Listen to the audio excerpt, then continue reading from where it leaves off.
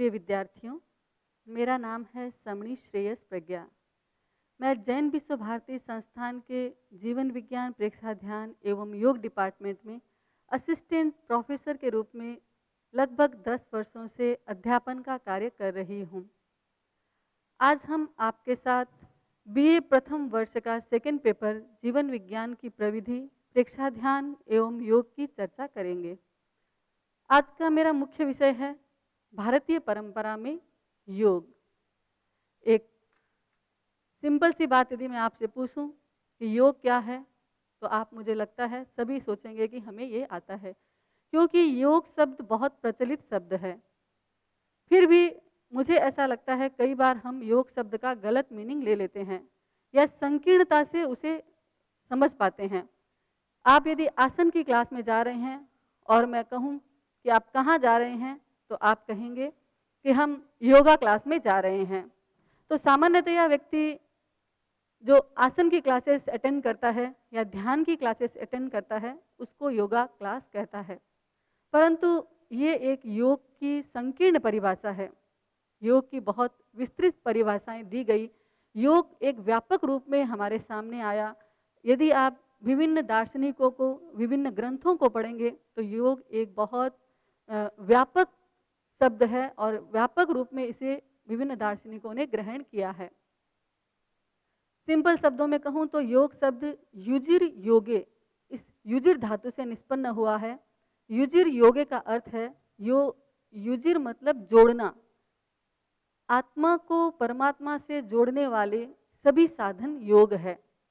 हम महर्षि पतंजलि की बात करें, महर्षि पतंजलि से जब पूछा गया योग क्या है, तो उन्होंने एक छोटी सी परिभाषा दी, योगस चित्त वृत्ति निरोध है। चित्त वृत्तियों का निरोध करना ही योग है। चित्त वृत्तियों का उल्लेख करते हुए उन्होंने कहा कि 5 चित्त वृत्तियां हैं, प्रमाण, विपर्य, विकल्प, स्मृति, निद्रा आदि 5 चित्त वृत्तियों का निरोध करना ही योग है। तो मैं अन्य दर्शन यानी सांख्य दर्शन की ओर आपका ध्यान आकर्षित करूं। सांख्य दार्शनिकों ने कहा कि प्रकृति और पुरुष 2 तत्व हैं। इन दोनों तत्वों को पृथक करके पुरुष को स्वस्वरूप में स्थापित करने वाले जितने भी तत्व हैं, वह सब योग है। योग की परिभाषा यदि आप गीता को खोलेंगे, तो गीता में पाया गया योग है कर्मसु कौशलम। जो अनासक्त भावों से हम कर्म करते हैं, उन्हीं कर्मों के द्वारा की जाने वाली क्रियाएं योग है। यानी वो समस्त क्रियाएं जो अनासक्त भावों से की जाती है, वो योग कहलाती है। गीता में एक और सुंदर परिभाषा दी गई योग के लिए। कहा गया समत्वम योग उच्यते। समत्व यानी समता का भाव। जीवन में राग द्वेष को छोड़कर समता का विकास करना ही योग है। अनेक द्वंद्व जीवन में पैदा हो जाते हैं, सुख दुख, लाभ हानि, मित्र शत्रु, गर्मी सर्दी। इन सभी द्वंद्वों में समान रहना, समता का विकास करना योग है। योग के संदर्भ में बौद्ध दार्शनिकों ने परिभाषा की कुशल चित्तैकगता योग। कुशल चित्त की जो एकाग्रता है, वह योग है। तो जैन दार्शनिकों ने कहा मुखेण जोयनाओ सभ्यो भी व्यवहारो योग। यानी वह सभी क्रियाएं, वह सभी साधन जो हमें मोक्ष तक ले जाती है, वह योग है। वह सभी व्यवहार योग हैं जो हमें मोक्ष तक ले जाते हैं। तो आप समझ गए होंगे कि इन सभी परिभाषाओं के द्वारा हम ये समझ सकते हैं कि वह समस्त साधन जो आत्मा को परम तत्व की प्राप्ति की ओर ले जाते हैं, वे सभी साधन योग हैं। इस अर्थ में योग की अनेक शाखाएं हो जाती है। योग की कुछ शाखाओं का उल्लेख किया गया। मुख्य रूप से योग की 8 शाखाएं हैं, ज्ञान योग, भक्ति योग, कर्म योग, राजयोग, मंत्र योग एवं हठ योग।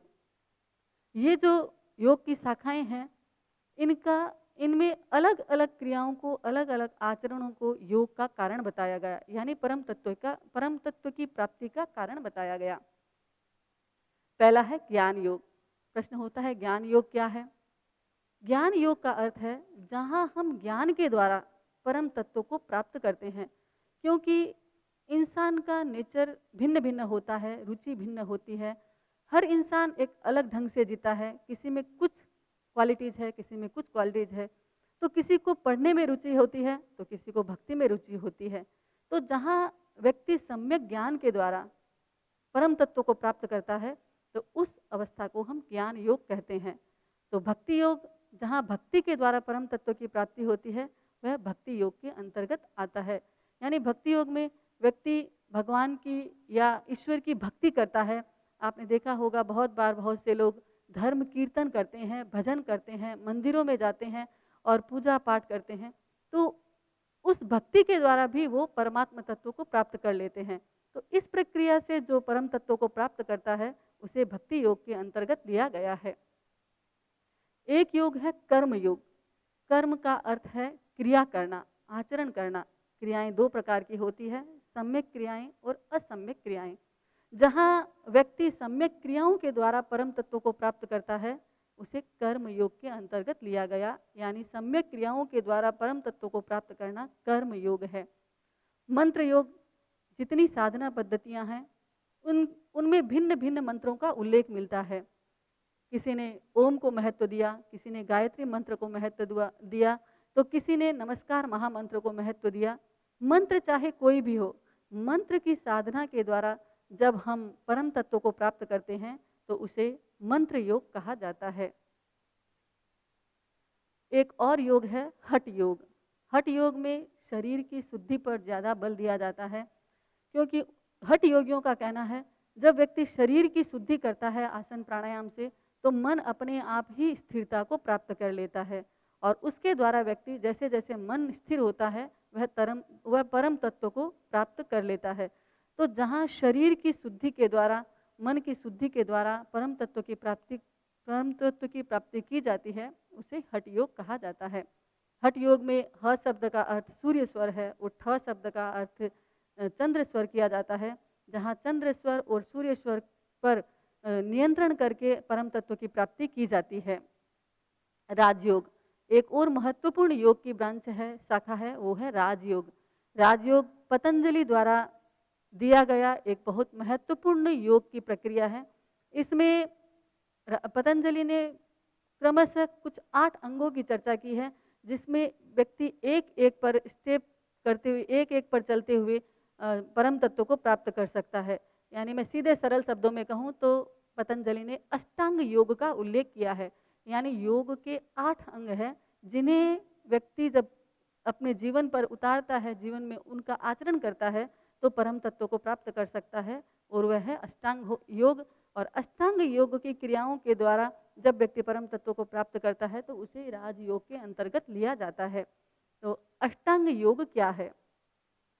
जैसा कि मैंने कहा, पतंजलि ने अष्टांग योग की निरूपणा की, तो अष्टांग योग में उन्होंने 8 अंगों की चर्चा की। वह 8 अंग है: यम, नियम, आसन, प्राणायाम, प्रत्याहार, धारणा, ध्यान, समाधि। हम क्रमशः एक एक की चर्चा करें। पहला है यम। प्रश्न होता है यम क्या है? क्योंकि आपने बहुत बार यम शब्द सुना होगा, लेकिन कई बार हम बहुत सारे शब्द सुनते हैं लेकिन उनका मीनिंग नहीं जानते हैं। तो मैं आपसे सीधे सरल शब्दों में बताना चाहूँ, यम शब्द का अर्थ है संयम, नियंत्रण करना। यम 5 हैं: अहिंसा, सत्य, अस्तेय, ब्रह्मचर्य और अपरिग्रह। इन पांचों को अपने जीवन में उतारना, इनका आचरण करना यम है। अहिंसा, आपने बहुत बार अहिंसा शब्द सुना है, जिसका अर्थ होता है हिंसा न करना, या दूसरे शब्दों में कहूँ तो मन, वचन, काया की दुष्प्रवृत्ति नहीं करना। किसी को आप शरीर से नहीं अपितु मन से भी किसी का गलत न सोचें, ये अहिंसा है। और पतंजलि ने कहा, अहिंसा प्रतिष्ठायाम तत्सन्निधौ वैर त्याग। जिस व्यक्ति के जीवन में अहिंसा प्रतिष्ठित हो जाती है, जो व्यक्ति अहिंसा को अपने जीवन में उतार लेता है, उसका चित्त प्रसन्न रहता है और समस्त प्राणियों के प्रति उसका जो वैर भाव होता है वो खत्म हो जाता है, और प्राणियों का भी उसके प्रति वैर भाव नहीं रहता है। सत्य, सत्य का अर्थ है झूठ न बोलना। कहा गया, सत्यम ब्रूयात प्रियम ब्रूयात। सत्य बोलो, प्रिय बोलो, अहितकारी वचन मत बोलो, झूठ मत बोलो। क्यों? क्योंकि जो व्यक्ति सत्य बोलता है, ऐसा ग्रंथों में मिलता है कि यदि आप 6 महीने तक कंटिन्यूअस सत्य का प्रयोग करें तो आपकी वचन सिद्धि होने लग जाती है। आप जिसको जो बोलेंगे वो उसके साथ घटित हो जाएगा, यानी वचन सिद्ध हो जाते हैं। अस्तेय, अस्तेय क्या है? अस्तेय शब्द का अर्थ है चोरी न करना, यानी किसी की वस्तु को बिना पूछे न लेना। यदि आप किसी की अदत्त वस्तु को ग्रहण करते हैं तो वो चोरी है। तो अस्तेय का अर्थ है अपने जीवन में चोरी न करने का संकल्प करना। ब्रह्मचर्य, ब्रह्मचर्य 2 शब्द से बना है, ब्रह्म और चर्य। ब्रह्म का अर्थ है आत्मा और चर्य का अर्थ है रमण करना। अपनी आत्मा में रमण करना ही ब्रह्मचर्य है। पतंजलि ने कहा, मन शरीर वचन के द्वारा या मन शरीर किसी भी प्रकार से मैथुन का सेवन न करना ब्रह्मचर्य है। यद्यपि एक गृहस्थ के लिए ये चीज़ पॉसिबल नहीं है, इसीलिए आचार्य तुलसी ने बाद में आकर स्वधा संतोष का नियम बनाया, या अपनी पत्नी को छोड़कर किसी के साथ भी बुरी भावना नहीं लाना ब्रह्मचर्य है।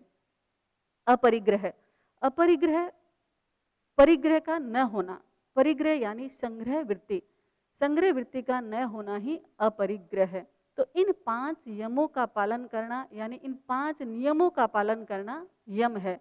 और एक साधक के लिए समाधि तक पहुंचने के लिए यम को सबसे पहले फॉलो करना आवश्यक है। दूसरा अंग है अष्टांग योग का नियम। पतंजलि जी ने अष्टांग योग का जो दूसरा नियम दिया उसमें भी उन्होंने 5 नियमों का उल्लेख किया। पहला है शौच। शौच शब्द का अर्थ है पवित्रता, यानी शुद्धि। शुद्धि भी 2 प्रकार की बताई गई, एक होती है आभ्यंतर शुद्धि, एक होती है बाह्य शुद्धि। शरीर, मकान, वस्त्र, इन सब बाह्य चीज़ों का शुद्धिकरण करना बाह्य शुद्धि है। तो आंतरिक शुद्धि के अंतर्गत में उन्होंने लिया मन की शुद्धि, यानी जो कर्म हमारे भीतर चिपके हुए हैं उनको हटाकर आत्मा को शुद्ध करना, बुरे भावों से आत्मा को बचाना आभ्यंतर शुद्धि है। दूसरा है संतोष। संतोष का अर्थ है कि हमारे पास जो कुछ है उसमें संतोष कर लेना, लोभ की वृत्ति को छोड़ देना। अपने आप ने अपने भाग्य और पुरुषार्थ से जो कुछ प्राप्त किया है उसी में संतोष करें। दूसरों को देखते हैं तो हमारे मन में आता है कि उसके पास इतना है, मेरे पास इतना कम है, और इसके कारण जब हम दूसरों को देखते हैं तो लोभ की वृत्ति जाग जाती है और संतोष की चेतना खत्म हो जाती है। और जो व्यक्ति संतोष नहीं कर सकता वो साधना की आगे की कक्षाओं में पास नहीं हो सकता, यहीं पर ही फेल हो जाता है। तो पतंजलि जी ने कहा कि नियम के अंतर्गत व्यक्ति संतोष का पालन करे, वह अपने जीवन में संतोष को अपनाए। तीसरा तत्व है तप। यदि मैं आपसे पूछूं तप क्या है तो आप कहेंगे कि खाना न खाना या पानी न पीना, क्योंकि बहुत सारे लोग उपवास करते हैं, व्रत लेते हैं और उसी को तप मानते हैं। परंतु महर्षि व्यास ने एक बहुत बड़ी परिभाषा दी तप की। उन्होंने कहा तप द्वंद्वो विसहनम, द्वंद्व को सहना तप है। आपने देखा होगा द्वंद्व के संदर्भ में मैंने पहले भी कहा बहुत सारे प्रकार के हमारे जीवन में द्वंद्व आ जाते हैं। कभी हम सुखी होते हैं, कभी दुखी होते हैं, कभी हमारे भीतर लाभ की लोभ हो जाता है, कभी हम लाभ को प्राप्त करते हैं और कभी अलाभ हो जाता है, कभी सुख, कभी दुख हो, कभी गर्मी बढ़ जाती है और कभी सर्दी बढ़ जाती है। और इन सब जब द्वंद्वात्मक स्थितियां आती है तो हम विचलित हो जाते हैं, पर इनमें विचलित नहीं होना, इनको सहन करना, ये भी एक प्रकार का तप है। चौथा नियम उन्होंने बताया स्वाध्याय। स्वाध्याय भी 2 प्रकार के हो सकते हैं। आप पुस्तकें पढ़ते हैं, ये भी एक प्रकार का स्वाध्याय है, और एक होता है सेल्फ स्टडी, यानी अपने आप का अध्ययन। मैं कौन हूँ, कहाँ से आया हूँ, मुझे आगे कहाँ जाना है, इन सब चीज़ों का भी चिंतन करना एक प्रकार का स्वाध्याय है। अपनी बुरी आदतों को जानना, अपने बुरे विचारों को जानना, ये सब भी एक प्रकार के स्वाध्याय के अंतर्गत लिया गया है। तो नियम का एक चौथा जो नियम है वो है स्वाध्याय। और 5वां नियम है ईश्वर प्रणिधान, यानी ईश्वर के प्रति अपने आप को समर्पित कर देना। व्यक्ति जब कुछ करता है तो वो भूल जाता है कि ये काम मैंने किया है। सक्सेस मिलती है तो व्यक्ति सोचता है मैं इतना टैलेंटेड हूँ इसलिए मुझे ये सक्सेस प्राप्त हुई, परंतु उस समय में व्यक्ति ये नहीं सोचे, अपने आप को ईश्वर के प्रति समर्पित कर दे कि जो कुछ मैंने किया या जो कुछ मेरे द्वारा किया गया, उन सब का श्रेय गॉड को है, यानी ईश्वर को है। अपने आप को ईश्वर के प्रति समर्पित कर देना, ये है ईश्वर प्रणिधान। और व्यक्तिगत जीवन की उच्चता के लिए, व्यक्तिगत आचरण के लिए नियम का निर्देश महर्षि पतंजलि ने हमारे सामने प्रस्तुत किया। तीसरा है अष्टांग योग का एक और अंग, वो है आसन। आसन को परिभाषित करते हुए पतंजलि जी ने कहा, स्थिर सुखम आसनम, यानी जिस अवस्था में हम स्थिरता पूर्वक लंबे समय तक बैठ सकें, वह आसन है। आसन ध्यानासन होते हैं, पद्मासन, वज्रासन, सुखासन, ऐसे अनेक आसन हैं जिसमें व्यक्ति बैठता है और स्थिरता प्राप्त करता है, तब वह जाके कहीं ध्यान कर सकता है। यदि आप एक सम्यक आसन में लंबे समय तक नहीं बैठ सकते हैं तो आप ध्यान नहीं कर सकते या साधना की ऊंचाइयों को प्राप्त नहीं कर सकते। इसलिए इन आसनों का निर्देश दिया गया और ये आसन ध्यानासन है। परंतु हठ योग में ध्यानासन से भी आगे बढ़कर 84 प्रकार के आसन हमारे लिए बताए गए, निर्दिष्ट किए गए। और इन 84 प्रकार के आसनों को फॉलो करने से व्यक्ति शारीरिक और मानसिक स्वास्थ्य को प्राप्त करता है। यद्यपि कहा जाता है, पहले पहले ग्रंथों में आया हुआ है कि 84 लाख प्रकार के आसन हुआ करते थे, लेकिन इतने आसन तो आज के युग में संभव नहीं है, न हमारे लिए संभव है, न आपके लिए संभव है। इसीलिए आने वाले योगाचार्यों ने इसकी संख्या सीमित कर दी और 84 प्रकार के आसन हमारे सामने निर्दिष्ट किए। परंतु मैं सोचती हूँ आज का युग इतना प्रतिस्पर्धा का युग है, व्यक्ति इतना स्पीड से चल रहा है कि उसके लिए यदि वो 5-6 आसन भी अगर स्थिरता से श्वास के साथ करता है तो वो भी उनके लिए बहुत लाभदायी हो सकते हैं। तो हम बहुत ज़्यादा आसन न भी करें, लेकिन अपने शारीरिक और मानसिक स्वास्थ्य के लिए कुछ एक अच्छे आसनों का चुनाव करके अच्छी स्थिरता पूर्वक उन आसनों का प्रयोग श्वास के साथ करे तो जीवन के लिए बहुत उपयोगी हो सकते हैं। और जब व्यक्ति आसन करता है तभी वह आगे की सीढ़ियों को चढ़ सकता है, यानी आगे समाधि तक की अवस्था को प्राप्त कर सकता है। अष्टांग योग का चौथा अंग है प्राणायाम। पतंजलि ने प्राणायाम के संदर्भ में कहा, तस्मिन सति श्वास प्रश्वास योर गति विच्छेद प्राणायाम है। प्राणायाम क्या है? आप सांस लेते हैं, फिर छोड़ते हैं, फिर सांस लेते हैं, छोड़ते हैं। यहाँ विच्छेद का कोई क्रम नहीं है। ये जनरल सांस सभी लेते हैं, हम भी लेते हैं, आप भी लेते हैं, और हम लोग केवल श्वास लेते हैं, छोड़ते हैं। पतंजलि ने कहा कि आप श्वास ले रहे हैं, विच्छेद कर दीजिए, कुछ देर के लिए रुक जाइए, सांस को रोक दें, फिर श्वास छोड़िए और रुक जाइए। ये जो कुंभक की अवस्था है, विच्छेद की अवस्था है, यही प्राणायाम है। इसीलिए 3 अंग प्राणायाम के माने गए, रेचन, पूरक और कुंभक। हम पूरक यानी श्वास लें, रेचन यानी श्वास छोड़ें और कुंभक यानी रुक जाएं। इसका भी एक अपना नियम है कि आप 3 सेकंड तक श्वास लें, 6 सेकंड तक श्वास छोड़ें, तो 12 सेकंड तक सांस को भीतर रोकें। इसकी भी एक पूरी प्रक्रिया है और उसको फॉलो करना ही प्राणायाम है। यद्यपि प्राणायाम यदि ठीक ढंग से नहीं किया जाए तो इसके घातक परिणाम भी सामने आ सकते हैं। इसीलिए कहा गया कि प्राणायाम करें तो एक सुयोग्य गुरु के अंडर में ही प्राणायाम करना चाहिए। प्राणायाम का अपना महत्व है। और 5वां अंग जो अष्टांग योग के अंतर्गत महर्षि पतंजलि ने बताया वो है प्रत्याहार। प्रत्याहार का अर्थ है इंद्रिय और मन को वश में रखना। जैसा कि आप सब जानते हैं, हमारे पास 5 इंद्रियां हैं और 5 इंद्रियां हमें भटकाती रहती है।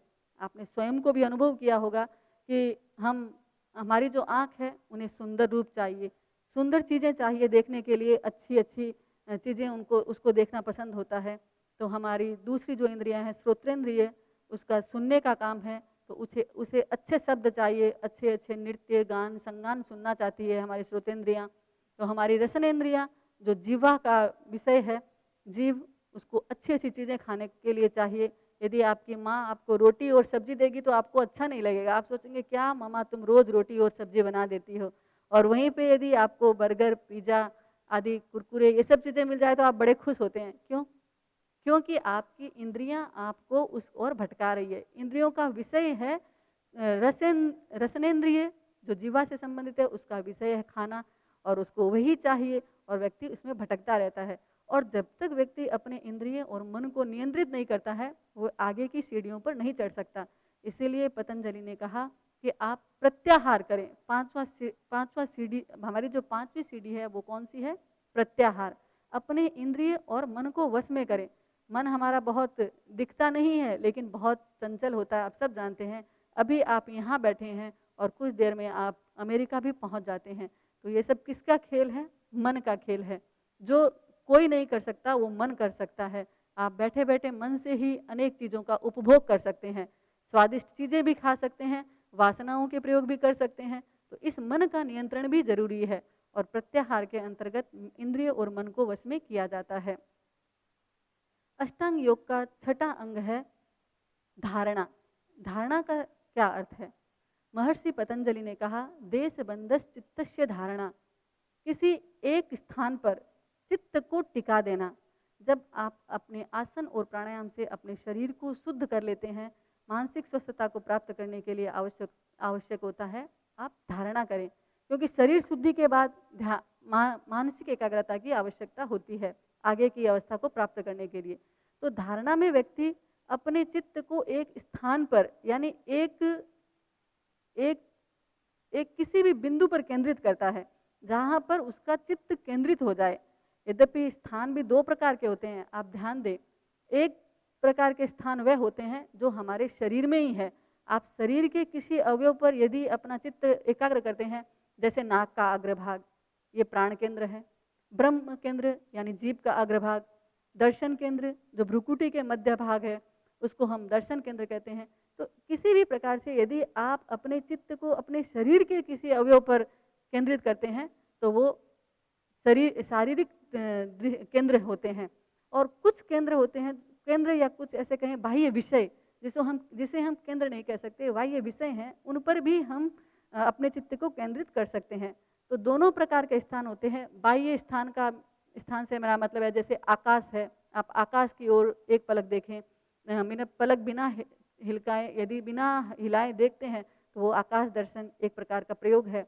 आप दीपक लें, दीपक की लो को देखें तो ये भी एक प्रकार का प्रयोग है। और जब इन चीज़ों पर यानी बाह्य चीज़ों पर या आंतरिक चीज़ों पर आप अपने चित्त को एकाग्र करने का प्रयास करते हैं तो उसे हम धारणा कहते हैं। धारणा की परिपक्व अवस्था है ध्यान।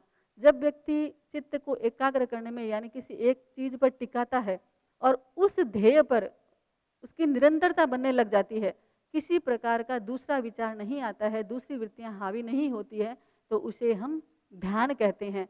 ध्यान के लिए महर्षि पतंजलि ने कहा, तत्र प्रत्येकतानता ध्यानम, यानी जिस ध्येय पर हमने अपने चित्त को केंद्रित किया है उस पर चित्त की एकाग्रता बढ़ जाना, निरंतरता बनी रहना, किसी भी प्रकार का विकल्प या वृत्ति पुनः उसमें नहीं आना ध्यान है। ध्यान को परिभाषित करते हुए कहा गया, एकाग्र मन सन्निवेशनम योग निरोधो व ध्यानम, यानी मन का एकाग्र होना, किसी एक विषय पर एकाग्र हो जाना ध्यान है। ध्यान दोनों प्रकार के हो सकते हैं, सम्यक ध्यान भी होता है, असम्यक ध्यान भी होता है। यदि आप बुरे चिंतन में एकाग्र हो गए हैं और इतने तल्लीन हो गए हैं तो वो भी ध्यान है, लेकिन वो असम्यक ध्यान है, वो त्याज्य है। ध्यान जो सम्यक हो, सम्यक पदार्थ पे हो, सम्यक चीज पे किया गया ध्यान ही ध्यान है।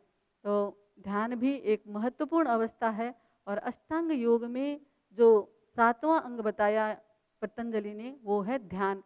और ध्यान तक पहुंचने के लिए हमें सारी क्रियाओं का फॉलो करना होता है, क्रियाओं का पालन करना होता है।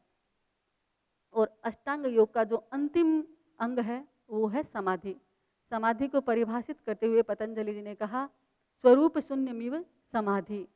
जब स्वरूप शून्यता की अनुभूति होने लग जाती है, 3 चीजें हैं, ध्यान, ध्याता और ध्येय। ध्येय वह होता है जिस पर हम अपने आप को, अपने चित्त को केंद्रित करते हैं, और ध्याता वह होता है जो केंद्रित करता है। और जब ध्याता, ध्यान और ध्येय, इन तीनों में किसी प्रकार के भेद नहीं रहता है, तीनों एक हो जाते हैं। क्योंकि जब व्यक्ति ध्यान का अभ्यास